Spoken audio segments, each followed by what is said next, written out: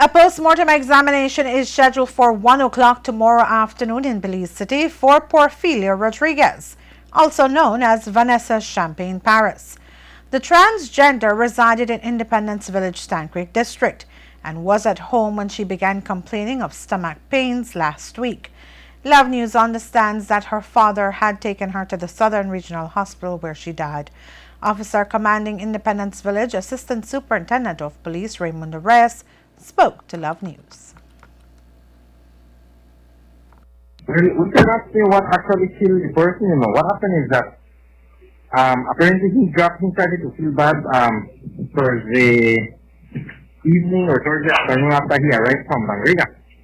Okay. When he arrived home, he told his father that apparently he bought some food at the was terminal in Bangriga, and he believed that made him feel bad. He had some stomach pain and so forth. So Friday morning, apparently his father noticed that his health was not he never looked that proper. He was looking worse. So sometime after midday, his father came out to try to get a taxi. When his father came back to the house about 12:30 to pick him up, he found the young man lying on the ground inside the house, somehow in a state of apparently unconscious. Then he was rushed to the polyclinic here in Independence, and from Independence he was transported to the Southern Regional Hospital in Bangriga. And while undergoing treatment, he died sometime around 10 p.m. Friday night. At this present moment, we the police cannot say what actually caused his death. We are depending on the result of the postmortem tomorrow. Love News learned of Porfilia's death through his friend Caleb Orozco. According to Orozco, he is at a loss as to what led to Rodriguez's death, but he has received text messages from one of Porfilia's relatives with speculations that he was poisoned. He also said that Porfilia was aware of the struggles and challenges that he would bear for being a transgender individual. In speaking to her, she said to me essentially, I will die as I am rather than being somebody else. And there are very few people who can say that honestly and live that life honestly as they say. Many of us LGBT individuals understand we live in an environment where a society expects a politician to tell the truth. But for an LGBT person, they expect that LGBT person to lie and lie well about their identity. Champagne intuitively understood you have to stand your ground and that she carried the burden of responsibility to defend and protect her dignity, since state systems that we have do not acknowledge her dignity as a human being. Numerous comments have been posted on social media regarding Porfilia's death, with one person from a prominent family in Independence Village casting blame on Orozco for Porfilia's death, writing, quote, "This poor young man been through hell because of you. Where have you been? People here at home trying to clean up the mess you contributed to his life," end of quote.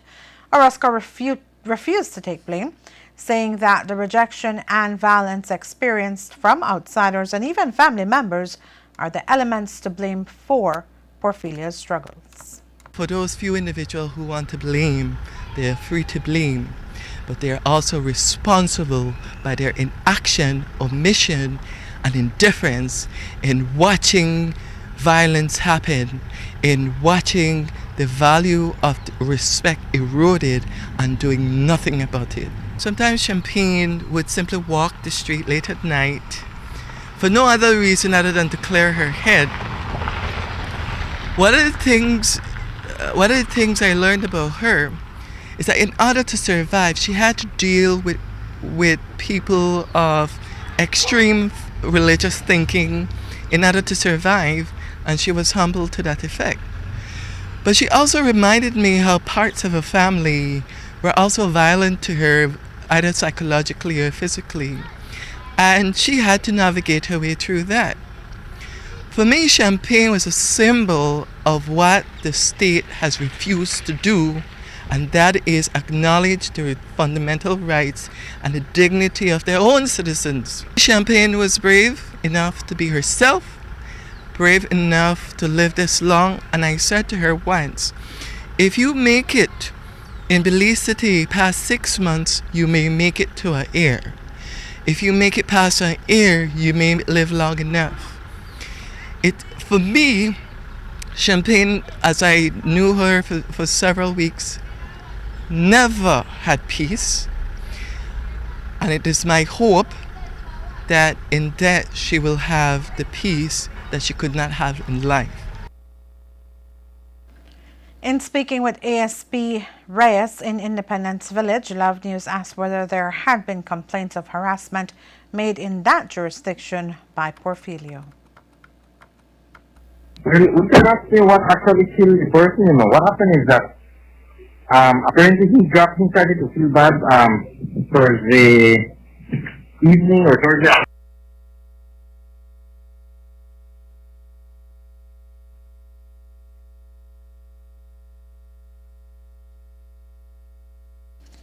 For the LGBT community, Porfirio can be considered a hero in his own right.